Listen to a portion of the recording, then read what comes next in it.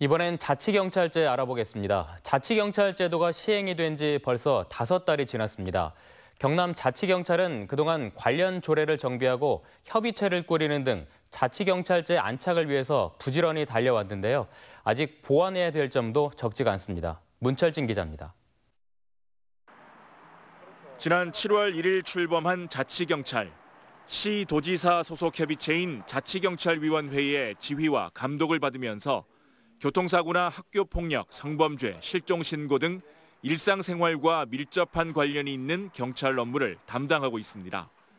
지역 특성에 맞는 치안 서비스를 제공하는 것이 목적인 만큼 경남자치경찰위원회는 지난 5개월 동안 설문조사와 정책 공모, 도민안전연구단 구성 등을 통해 도민들의 의견을 듣고 정책을 개발하는 데 힘을 쏟아왔습니다.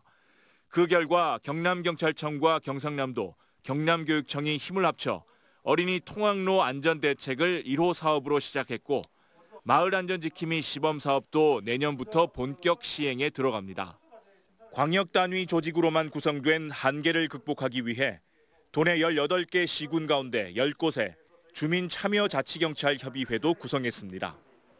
시군 그리고 경찰서 교육지원청의 협조 아래 자치경찰 간부가 더욱더 효율적으로 집행될 수 있을 것이라고 저는 믿습니다. 하지만 도민들은 아직도 자치경찰 출범을 체감하기 어렵습니다.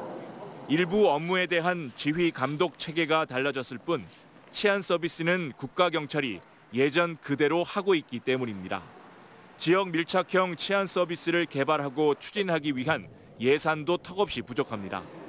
자치경찰이지만 대부분의 예산을 국가에서 지원받아야 하는 실정입니다. 지방교부세 내에 자치경찰 특별교부세를 갖다가 신설을 해서 그걸 통해서 각 지역 간의 재정력 격차를 완화하면 된다는 생각입니다. 국가경찰 사무와 자치경찰 사무의 경계를 더욱 명확하게 하고 자치경찰위원회의 위원 선발 과정도 자치분권 취지에 맞게 바꾸는 등 자치경찰이 앞으로 가야 할 길은 아직 멀어 보입니다. MBC 뉴스 문철진입니다.